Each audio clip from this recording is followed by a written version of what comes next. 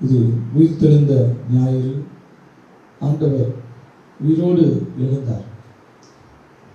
உயிரோடு எழுந்த ஆண்டவர் இன்றைக்கும் பிதாவினுடைய வலது பரிசத்தில் வீற்றிருக்கிறார். அங்கே இருந்து நம்மை கண்ணோக்கி பார்க்கிறார். இந்த காலைவெளியில் அவருடைய பரிசுத்த பிரசனம் நம் மத்தியில் இருக்கிறது. எங்கே 2-3 பேர் அவருடைய நாமத்தினால் உண்டாக இருக்கிறார்களோ அவருடைய இடத்தில் நான் இருப்பேன் என்று சொன்ன தேவன் வாக்கு மாறாதவராய் வல்லமை நிறைந்தவராய் இந்த வேளையில் நம் மத்தியில் இருக்கிறார். அவர் நல்லவரும், அவர் நன்மை செய்கிறவரும், அவர் கிருபை நிறைந்தவரும், அவர் உண்மை உள்ளவரும், அவர் வாக்கு மாறாதவரும், அவர் ஜீவனின் அதிபதியுமாய் இருக்கிறார். அவரே நம்முடைய தஞ்சம், துருகம், கோட்டை, நாம் நம்பி இருக்கிறவர், நம்முடைய ஆனந்த பாக்கியம். அவர் சிறந்தவர், அவர் பரிசுத்தர், அவர் நேற்றும் இன்றும் என்றும் மாறாத தெய்வம். அவரே நம்முடைய தெய்வம், நம்முடைய இரட்சகர். அவருடைய நாமம் ஜீவனுள்ள தேவனுடைய குமாரனாகிய இயேசு கிறிஸ்து என்பது. அவருடைய தழும்புள்ள கருத்தினால் நம்மை தொட்டு நம்மை ஆசீர்வதிக்கிறார். இந்த வேளையிலே அவருடைய பரிசுத்த பிரசன்னத்தை நோக்கி நாம் வந்திருக்கிறோம். ஒரு மனுஷனுடைய சத்தத்தை கேட்பதற்காக, ஒரு மனுஷனுடைய ஐக்கியத்திற்காகவோ நாம் இங்கே வரல. நம்முடைய கண்மலையும் நம்முடைய மீட்பருமாய் இருக்கிற கர்த்தராகிய இயேசு கிறிஸ்துவின் நாமத்திற்கு துதிகளை ஏறெடுக்கும்படி, அவருடைய நாமத்தை சொல்லி துதிக்கும்படி நாம் வந்திருக்கிறோம்.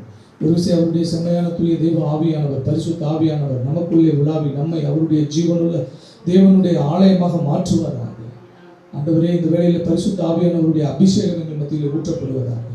ஆண்டவரே, அவர் எங்களை தொட்டு அவருடைய அக்கினி அபிஷேகத்தை எங்கள் மத்தியில் ஊற்றுவாராக. ராஜா ஆண்டவரே, உமக்கு பிரயோஜனமுள்ள ஆராதனைக்கு இந்த ஆராதனையை மாற்றும். முழு உள்ளத்தோடு, முழு பலத்தோடு, முழு ஆத்மாவோடு, முழு சிந்தனைகளோடு உண்மையில் அன்பு கூர்ந்து உண்மை துதிக்க, உண்மை ஆராதிக்க தகப்பனே எங்களுக்கு உதவும்படியாக ஜெபிக்கிறோம். ஆண்டவரே, வர தடைப்பட்டிருக்கிற நம்முடைய பிள்ளைகள் ஒவ்வொருவரும் எங்கள் மத்தியில் கொண்டு வருவீராக. இந்த ஆலய ஆராதனைக்கு விரோதமாய் கிரியை நடப்பிக்கிற எல்லா பொல்லாத பிசாசின் அந்தகார வல்லமைகள் நசரேயனாகிய இயேசு கிறிஸ்துவின் நாமத்தினாலே கடிந்து அப்புறப்பட்டு போவதாக. ஒரு மனுஷனுடைய கால்களும் இதற்கு விரோதமாய் எழும்பி வர முடியாதபடி, ஒரு மனுஷனுடைய நினைவுகளும் இதற்கு விரோதமாய் இல்லாதபடி தகப்பனே எங்களை சுற்றிலும் வேலை அடைப்பீராக. உடைய சட்டைகளின் நிலையில் எங்களை மறைத்துக் கொள்வீராக. ராஜா, தொடக்கம் முதல் முடிவு வரைக்கும் உடைய ஆளுகை காணப்படட்டும். எங்கள் மீட்பெரும் எங்கள் இன்ப இரட்சகருமாய் இருக்கிற கர்த்தராகிய இயேசு கிறிஸ்துவின் நாமத்தில் ஜெபம் பண்ணுகிறோம் எங்கள் ஜீவனுள்ள நல்ல தகப்பனே, ஆமென். உயிர்த்தெழுந்தாரே, அல்லேலூயா, ஜெயித்தெழுந்தாரே. உயிருடன் எழுந்த மீட்பரே சொந்தமானாரே. உயிருடன் எழுந்த மீட்பரே சொந்தமானாரே. உயிர்த்தெழுந்தாரே, கல்லறை திறந்திடவே, சேவக பயந்திடவே, கல்லறை திறந்திடவே, சேவக பயந்திடவே, வல்லவரே உயிர்த்தெழுந்தாரே, வல்லபிதாவின் செயலிதுவே. வல்லவரே உயிர்த்தெழுந்தாரே, வல்லபிதாவின் செயலிதுவே. உயிர்த்தெழுந்தாரே, அல்லேலூயா, உயிர்த்தெழுந்தாரே. உயிருடன் எழுந்த மீட்பரே சொந்தமானாரே. உயிருடன் எழுந்த மீட்பரே சொந்தமானாரே. மரித்தவர் மத்தியிலே ஜீவதேவனை தேடுவாரோ. மரித்தவர் மத்தியிலே ஜீவதேவனை தேடுவாரோ. நீதியின் அதிபதி உயிர்த்தெழுந்தாரே, நித்திய நம்பிக்கை பெருகிடுவே. நீதியின் அதிபதி உயிர்த்தெழுந்தாரே, நித்திய நம்பிக்கை பெருகிடுவே. உயிர்த்தெழுந்தாரே, அல்லேலூயா, உயிர்த்தெழுந்தாரே. உயிருடன் எழுந்த மீட்பரே சொந்தமானாரே. உயிருடன் எழுந்த மீட்பரே சொந்தமானாரே. என் மறுசீசர்களே, எல்லா மாலையிலும் நீக்கினாரே. என் மறுசீசர்களே, எல்லா மாலையிலும் நீக்கினாரே. என் மன கழக்கங்கள் நீக்கினாரே, எல்லையில்லா பரமானந்தமே. என் மன கழக்கங்கள் நீக்கினாரே, எல்லையில்லா பரமானந்தமே. உயிர்த்தெழுந்தாரே, அல்லேலூயா, உயிர்த்தெழுந்தாரே. உயிருடன் எழுந்த மீட்பரேசு சொந்தமானாரே. உயிருடன் எழுந்த மீட்பரேசு சொந்தமானாரே. மரணமுற்றெங்கே, பாதாளமும் ஜெயமெங்கே. மரணமுற்றெங்கே, பாதாளமும் ஜெயமெங்கே. சாவையும் நோயையும் பேரையும் ஜெயித்தார், சபையோரே துதி சாற்றிடுவோம். சாவையும் நோயையும் பேரையும் ஜெயித்தார், சபையோரே துதி சாற்றிடுவோம். உயிர்த்தெழுந்தாரே, அல்லேலூயா, உயிர்த்தெழுந்தாரே. உயிருடன் எழுந்த மீட்பரேசு சொந்தமானாரே. உயிருடன் எழுந்த மீட்பரேசு சொந்தமானாரே. நன்றி இயேசுவே, நன்றி இயேசுவே, நன்றி இயேசுவே, நன்றி இயேசுவே, நன்றி இயேசுவே, நன்றி இயேசுவே. நன்றி, நன்றி இயேசுவே,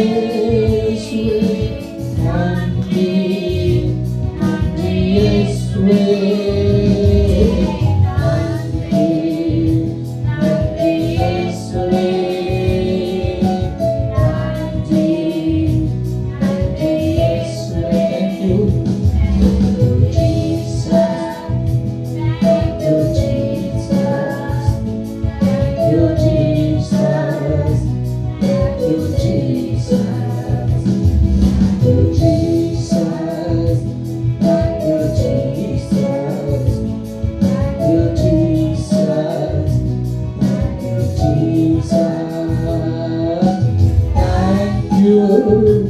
Thank you, Jesus. Thank you, Jesus. Thank you, Jesus. Thank you, Jesus.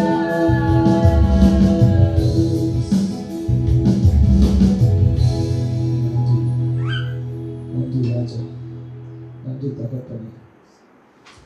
நல்ல பிதாவை நன்றியோடு துதிக்கிறோம் ராஜா, உன்னை ஸ்தோத்திரிக்கிறோம்ப்பா. இந்த நாளிலும் கூட தகப்பனே, உயிர்த்த ஆண்டவராகிய இயேசு கிறிஸ்து, உயிரோடு எழுந்த ஆண்டவராகிய இயேசு கிறிஸ்து பிதாவினுடைய வலது பரிசுத்தில் வீற்றிருக்கிறார்.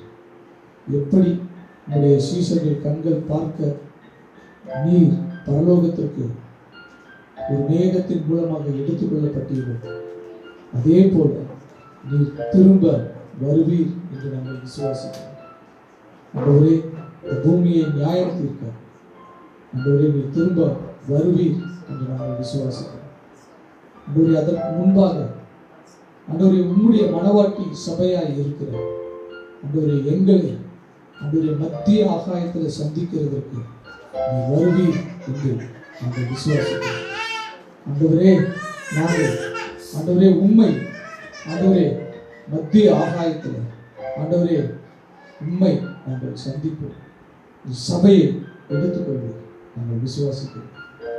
உயிரோடு இருக்கிற இயேசு கிறிஸ்து எங்கள் ஆத்தும மணாலனாய் இருக்கிறார். எங்களுக்கு எல்லாமுமாய் இருக்கிறவர் அவர்தான். அவருடைய அன்பின் கரத்தில் எங்களை முழுவதுமாய் தாழ்த்தி அர்ப்பணிக்கிறோம், ஒப்புக் கொடுக்கிறோம்.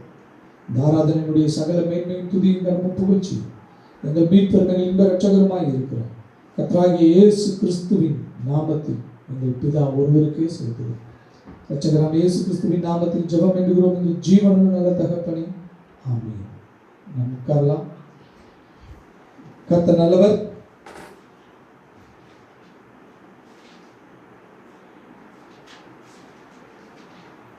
தொடர்ந்து மே மாதத்தில் நம்ம இந்த விபிஎஸ்க்காக பிளான் பண்ணுறோம். இந்த வருடத்தில் ஒரு முன்ன மாதிரி நம்ம ஆடம்பரமாக செய்யணும்னா கூட சின்ன லெவலில் அதை நம்ம ஸ்டார்ட் பண்ணலாம்.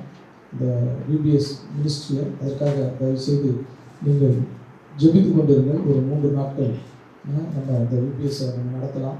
அதற்காக நீங்கள் ஜெபித்து கொண்டிருங்கள். அதற்கு தேவையான ஆசீர்வாதத்தை தேவன் கொடுக்கும்படிக்கு நமக்கு அதை நடத்தி முடிக்கிற பலனை ஆண்டவர் நமக்கு தரும்படிக்கு நீங்கள் தொடர்ந்து ஜெபித்து கொண்டிருங்கள். ஆண்டவர் பெரிய காரியங்களை செய்வார். இப்பொழுது நமக்கு முன்பாக பந்தி வைக்கப்பட்டிருக்கிறது. நம் செய்தியின் கடைசியில் நம்ம கர்த்தருடைய பந்திக்கு நேராக கடந்து வருவோம்.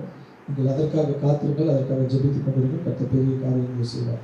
நம் கையில் இருக்கிற வேத புஸ்தகத்தை உயர்த்தி, என்னை உருவாக்கி என் வாழ்வை மாற்றுகிற உம்முடைய பரிசுத்த வேதத்திற்காக இயேசுவே உமக்கு நன்றி. இரட்சகராம் இயேசு கிறிஸ்துவின் நாமத்தில் ஜெபமிடுகிறோம் எங்கள் நல்ல ஜீவனுள்ள பிதாவே, ஆமென்.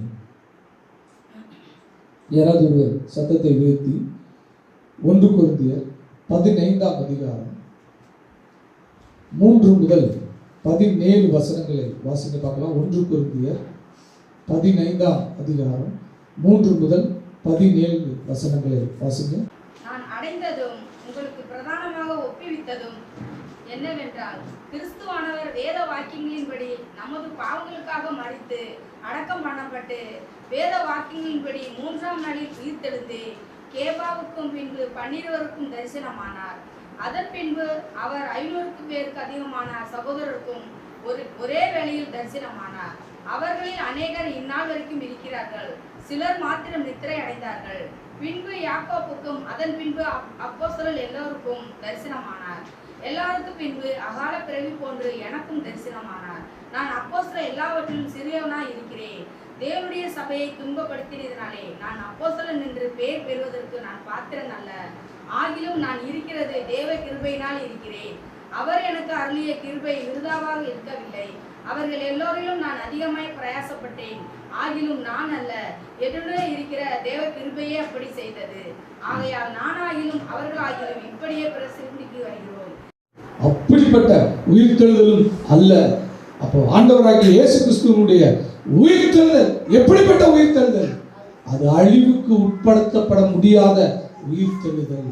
அது அழிவுக்கு உட்பட முடியாத உயிர்த்தெழுதல் என்று சொல்லி பார்க்கிறோம். இந்த உயிர்த்தெழுதல் தான் பிசாசுக்கு சிம்ம சொப்பனம். இந்த உயிர்த்தெழுதலை பார்த்துதான் அவன் நடுங்குகிறான். இந்த உயிர்த்தெழுதல் நடக்க கூடாதுன்னு அவன் எவ்வளவோ முயற்சி பண்ணான். ஆனா இந்த உயிர்த்தெழுதலுக்காக தான் அவர் சிலுவைக்கு போனார். இந்த உயிர்த்தெழுதலை அவர் அடைந்து கொள்ளும்படியாய், இந்த உயிர்த்தெழுந்த சரீரத்தினுடைய மகிமையை அவர் அடைந்து கொள்ளும்படியாய் அவர் சிலுவையில் தம்முடைய ஜீவனை கொடுத்தார் என்று சொல்லிட்டார். சிலுவை மரணத்துல ஒரு காரியம் நடந்தது. என்ன காரியம் அப்படின்னு பார்க்கும்போது, எல்லா ரத்தமும் அவருடைய சரீரத்திலிருந்து சிந்தப்பட்டது. ஒரு சொட்டு ரத்தம் கூட அவருடைய சரீரத்தில் இல்லை. எல்லா ரத்தமும் அவருடைய சரீரத்திலிருந்து சிந்தப்பட்டு விட்டது. இனி ரத்தம் இல்லை என்கிறதுக்கு அடையாளமாக ரத்தம் தண்ணீரும் வந்தது என்று சொல்லி பார்க்கிறோம். நல்லா கவனிங்க, மாம்சத்தின் உயிர் ரத்தத்தில் இருக்கிறது என்று வேதம் சொல்லுகிறது. இப்போ கிறிஸ்துவின் சரீரம் சிலுவையில மரித்த சரீரமாக இருக்கிறது.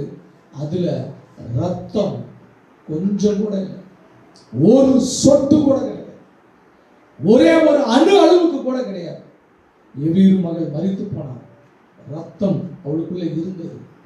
நாயினு விதவையினுடைய மகன் மரித்து போனான், ரத்தம் அவனுக்குள்ள இருந்தது. லாசருவின் ரத்தத்தை கூட அந்த பிளட் பார்ட்டிகல்ஸ் உள்ள இருந்திருக்கும், ரத்தத்தினுடைய அணுக்கள் உள்ள இருந்திருக்கும். ஏன்னா 4 நாள் தானே ஆச்சு. ஆனா இயேசு கிறிஸ்துவனுடைய சரீரத்துல ஒரு சொட்டு ரத்தம் கூட இல்லை. அதை அவர் விரும்பி எல்லா மனுஷனுடைய பாவத்திற்காகவும் சர்வலோகத்தில் இருக்கிற எல்லா மனுஷர்களுடைய மீறுதல்களுக்காகவும் அவர் தம்முடைய ரத்தத்தை புதிய உடன்படிக்கையின் காரியமாக அவர் இந்த பூமியில சிந்தினார். சிந்தப்பட்ட ஆண்டவராகிய இயேசு கிறிஸ்துவினுடைய ரத்தம் நமக்கு பாவ மன்னிப்பாகிய மீட்பை உண்டு பண்ணி இருக்கிறது. ஆனால் அவருடைய சரீரத்தை அடக்கம் பண்ண எடுத்த போது ஒரு சொட்டு ரத்தம் கூட இல்லை. இது மெடிக்கல் டேர்ம்ல எப்படி பார்க்கப்படும் அப்படின்னா ரியல் டெட், சுத்தமான மெய்யான மரணம். இந்த மரணத்தை ஆண்டவராகிய இயேசு கிறிஸ்து தழுவி கொண்டார். இன்றைக்கு முஸ்லிம்ஸ் நீங்க கேட்டு பாருங்க, அவங்க இயேசு கிறிஸ்துவை விசுவாசிப்பாங்க, கன்னி மரியாதை இயேசு கிறிஸ்து பிறந்தார்னு விசுவாசிப்பாங்க. ஆனா சிலுவையினுடைய மரணத்தை அவர்கள் விசுவாசிக்க மாட்டார்கள். சிலுவை மரணத்தை அவர்கள் விசுவாசிக்க மாட்டார்கள்.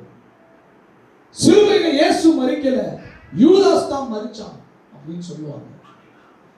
இயேசுவை கடவுள் காப்பாத்திட்டாரு அப்படின்னு சொல்லுவாங்க. ஆனா உண்மையில் நடந்தது என்ன தெரியுமா? இயேசு மெய்யாகவே மரணத்தை ருசி பார்த்தார். இயேசு மெய்யாகவே மரணத்தை ருசி பார்த்தார். அவர் மெய்யாகவே மரணத்தை ருசி பார்த்தார். அந்த மரணத்துக்கு சாட்சியாக ரத்தம் ஒரு மனுஷன்கிட்ட இல்லைன்னா, ரத்தம் ஒரு மனிதனிடத்தில் இல்லைன்னா, அந்த மனிதனுடைய சரீரம் திரும்ப உயிர் பெற்று எழும்புவதற்கு வாய்ப்பே இல்லை. கல்லறையில வைக்கப்பட்டாகிவிட்டது. பிலாத்து அறிவிச்சிட்டார், அவ்வளவுதான், அவர் இறந்துட்டார். இவ்வளவு சீக்கிரத்தில் இறந்துட்டாரா அப்படின்னு ஆச்சரியப்பட்டு யோசேப்பினிடத்தில் அந்த சரீரத்தை கொடுத்தார். அந்த யோசேப்பு கொண்டு போய் தன்னுடைய புதிதான கல்லறையில அவன் அந்த சரீரத்தை வைத்தான். ஒரு பெரிய கல் வைக்கப்பட்டது. அவ்வளவுதான், எல்லாம் முடிஞ்சிச்சு. இனி அந்த சரீரம் உயிரோடு எழும்புவதற்கு எந்த ஒரு சோர்ஸும் கிடையாது. ஆனா நடந்தது என்ன தெரியுமா? நடந்த காரியம் என்ன தெரியுமா? ஆண்டவராகிய இயேசு கிறிஸ்துவினுடைய சரீரம் உயிர் பெற்றது. அவருடைய சரீரம் உயிர் பெற்றதுங்கிறது முக்கியமான விஷயம் இல்லை. எந்த சரீரம் சிலுவையில் அறையப்பட்டதோ அந்த சரீரம், அதே சரீரம் என்ன செய்யப்பட்டது? உயிரோடு எழுப்பப்பட்டது. உயிரோடு எழுப்பப்பட்டது. இது மாதிரி ஒரு உயிர்த்தெழுதல், இது மாதிரி ஒரு சரீரம் உயிர் பெற்று எழுப்பின காரியம் அது வரைக்கும் நடந்ததில்லை. மரித்தவர்களில் நடந்த உயிர்த்தெழுதல் கிறிஸ்துதான் முதற் பலனாக அதை பெற்றுக்கொண்டார். அதுக்கு முன்னாடி வரைக்கும் நிறைய பேர் உயிரோட எழுந்திருக்கிறாங்க. ஆனா அவர்களுடைய உயிர்த்தெழுதலை போல இவருடைய உயிர்த்தெழுதல் அல்ல. இவருடைய உயிர்த்தெழுதல் எப்படிங்கிறது இது வேற மாதிரியான ஒரு உயிர்த்தெழுதல். இது முதற் பலனாய் கிறிஸ்து அந்த உயிர்த்தெழுதலை பெற்றுக்கொண்டார் தன்னுடைய சரீரத்தில். அருமையான தேவனுடைய ஜனமே, இந்த இடத்துல நீங்க நன்றாய் கவனித்து பார்க்க வேண்டும். அதே சரீரம் யோவான்ல சொல்லப்பட்டிருக்கிறது. 20, 19, 20 எடுத்து வாசிங்க. யோவான் 19, 20 சீக்கிரமா எடுத்து வாசிங்க. இயேசு சிலுவையில் அறையப்பட்ட இடம் நகரத்திற்கு சமீபமாய் இருந்தபடியினால் யூதரில் அநேகர் அந்த மேல் விலாசத்தை வாசித்தார்கள். அது எபிரேய, கிரேக்க, லத்தீன் பாஷைகளில் எழுதி இருந்தது. அப்பொழுது யூதருடைய பிரதான ஆசாரியர் பிலாத்துவை நோக்கி, சரி, யோவான் 20, 19, 20. யோவான் 20, 19, 20. வாரத்தின் முதல் நாளாகிய அன்றைய தினம் சாயங்கால வேளையிலே சீசர்கள் கூடியிருந்த இடத்தில் யூதர்களுக்கு பயந்ததினால் கதவுகள் பூட்டப்பட்டு இருக்கையில் இயேசு வந்து நடுவே நின்று, உங்களுக்கு சமாதானம் என்றார். அவர் இப்படி சொல்லி தம்முடைய கைகளையும் விலாவையும் அவர்களுக்கு காண்பித்தார். போதும். சீசர்கள் கர்த்தரை கண்டு சந்தோஷப்பட்டார்கள். கவனியுங்கள், அதே சரீரத்தில் அவர் உயிரோடு எழும்பினார். ஒரு மாய தோற்றம் போலவோ, கனவு பிம்பம் போலவோ, பொருள் இல்லாத தோற்றம் போலவோ, அல்லது இந்த காலத்தில் இருக்கிற அந்த ஒளி மாயை, ஒளியியல் மாயை என்று சொல்வார்கள். அதாவது இப்ப இருக்கிற டெக்னாலஜியை பயன்படுத்தி அப்படியே வானத்துல தோன்ற மாதிரியோ, அப்படியே இந்த ரூம்குள்ள வந்து நிக்கிற மாதிரியோ அவருடைய உயிர்த்தெழுதல் இல்லை. அவருடைய உயிர்த்தெழுதல் அப்படியே அவருடைய சரீரத்துல எந்த சரீரத்தில் சிலுவைக்கு போனாரோ அதே சரீரத்தில் அவர் உயிர்த்தெழுந்து வீற்றிருக்கிறார். இப்போ அந்த உயிர்த்தெழுதலுக்கும் எனக்கும் என்ன சம்பந்தம் தெரியுமா? அதனாலதான் வேதத்தில் ஒரு காரியம் சொல்லப்பட்டிருக்கிறது, பூமியில் உள்ளவைகளே அல்ல, பூமிக்குரியவைகள் அல்ல, கிறிஸ்து தேவனிட வலது பாரசத்தில் வீற்றிருக்கிற இடத்தில் உள்ள மேலானவைகளை நாடுங்கள் என்று அப்போஸ்தலனாகிய பவுல் சொல்கிறார். கிறிஸ்து தேவனுடைய வலது பாரசத்தில் வீற்றிருக்கிற இடத்தில் உள்ள மேலானவைகளை நாடுங்கள் என்று அப்போஸ்தலனாகிய பவுல் சொல்கிறார். ஏன் தெரியுமா? அங்கதாங்க நமக்கும் அந்த உயிர்த்தெழுதலுக்கும் ஒரு சம்பந்தத்தை ஏற்படுத்துகிறார். நல்லா கவனிங்க. ஆண்டவராகிய இயேசு கிறிஸ்து இந்த பூமியில் இருந்த பொழுது சுவிசேஷ ஊழியம் செய்தார். தேவனுடைய ராஜ்யத்துக்குரியவைகளை குறித்து பிரசங்கித்தார். சுகமளிக்கிற ஊழியத்தை செய்தார். பிசாசுகளை துரத்தினார். மரித்தோரை உயிரோடு எழுப்பினார். இப்படி பல ஊழியங்களை அவர் இந்த பூமியில் இருக்கிறப்ப செஞ்சார். அதுக்கப்புறம் மரித்து அவர் உயிரோடு எழுந்து பிதாவினுடைய வலது பக்கத்தில் போய் அவர் அங்கே வீற்றிருக்கிற அந்த இடத்துல இருந்து இப்பொழுது ஒரு ஊழியத்தை செய்கிறார். அந்த ஊழியம் இன்றைக்கு நமக்கும் அந்த உயிர்த்தெழுதலுக்கும் சம்பந்தத்தை ஏற்படுத்துகிறது. அந்த ஊழியம் தான் நமக்கும் அவருக்கும் அவருடைய உயிர்த்தெழுதலுக்கும் சம்பந்தத்தை ஏற்படுத்துகிறது. இப்போ ரோமர்ல அந்த காரியம் சொல்லப்பட்டிருக்கிறது. வாசிச்சு சாவாமையை அணிந்து கொள்ளும். இந்த சரீரம் பாடுகளுக்கு உட்படுத்தப்படாது, அழிவுக்கு உட்படுத்தப்படாது. இந்த சரீரம் வேதனைக்கு உட்படுத்தப்படாது. இந்த சரீரம் மறுரூபம் அடைந்து அது அப்படியே விண்ணவருடைய சாயலாக மாறி அப்படியே விண்ணுக்கு சென்று மத்திய ஆகாயத்தில் ஆண்டவராகிய இயேசு கிறிஸ்துவை சந்திக்கும். அவர் என்ன செய்வார் தெரியுமா? அங்கே இருந்து நம்மை பரலோகத்திற்கு கொண்டு செல்லுவார். இந்த மகிமையின் சரீரமாக இந்த சரீரம் மாறும். பாருங்க, கிறிஸ்துவின் உயிர்த்தெழுதல் இல்லைன்னா இதெல்லாம் நம்முடைய வாழ்க்கையில் நடக்காது. கிறிஸ்து உயிரோடு எழுந்திருக்கவில்லை என்றால் நம்முடைய விசுவாசம் ஒன்றும் இல்லை. நம்முடைய விசுவாசம் ஒன்றும் இல்லை. நம்முடைய வாழ்க்கையில் இப்போ நமக்கு நம்பிக்கையே இல்லை. நம்பிக்கையே இல்லை.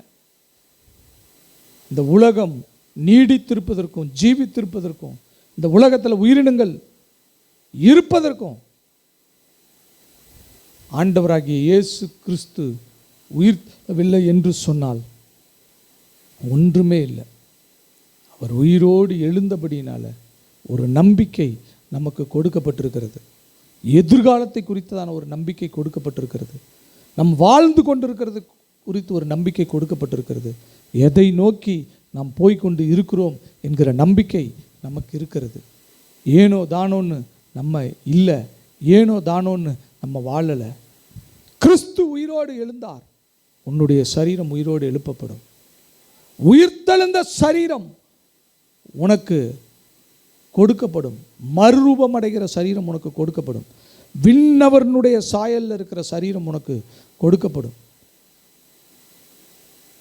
அவர் வரும்போது அவர் எப்படி இருக்கிறாரோ அப்படியே நாமும் இருப்போம் என்று சொல்லி அப்போஸ்தலனாகிய பவுல் சொல்லுகிறார்.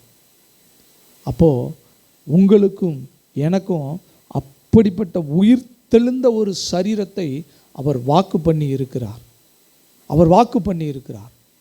அந்த உயிர்த்தெழுந்த சரீரத்தை அதனுடைய சாயலை இப்போ நமக்கு கொடுத்துருக்கிறார். இப்போ அந்த சாயலை நாம் பெற்றுக்கொண்டு இருக்கிறோம். அந்த சாயல் நம்மக்கிட்ட தெரியுது. அதனால தான் பிசாசு நம்மளை ஈஸியாக ஐடென்டிஃபை பண்ணுறான். எப்படி பிசாசு ஈஸியாக நம்மளை ஐடென்டிஃபை பண்ணுறான்? எப்படி அவன் கண்ணுக்கு நம்ம தெரிகிறோம்? அவன் பார்க்கும்போது இந்த சரீரத்தில் ஏதோ தெரியுது, இந்த சரீரத்தில் ஏதோ தெரியுது. எவ்வளவோ பூச்சை நீங்கள் பார்த்துருப்பீங்க. ஆனால் மின்முனி பூச்சை பார்க்கும்போது உங்கள் கண்ணை விரித்து அழகாக ஆசையாக பார்ப்பீங்க. அதில் ஏதோ ஒரு டிஃப்ரெண்ட் தெரியும். அந்த இருட்டில் ரொம்ப அழகாக அது லைட் அடித்து பறக்கிற மாதிரி, ஒரு கரண்ட் அதுக்குள்ளே இருந்து வந்து அந்த லைட்டை ஏற்படுத்தி அது பறக்கிற மாதிரி ஒரு டிஃப்ரெண்ட்டை நீங்கள் பார்ப்பீங்க. அதே மாதிரி தான் பிசாசுனுடைய கண்களுக்கு உங்களுடைய உயிர்த்தெழுந்த சரீரம் தெரியும். அதனால தான் அவன் உங்களை குற்றப்படுத்துகிறான். அதனால தான் ஆண்டவர் சொல்கிறார், தேவன் நீதிமானாக மாற்றினவனை குற்றப்படுத்துகிறவன் யார்? தேவன் தெரிந்து கொண்டவனை குற்றப்படுத்தவன் யார்? கர்த்தரே, தேவனே அவனை நீதிமானாய் மாற்றி இருக்கிறார்.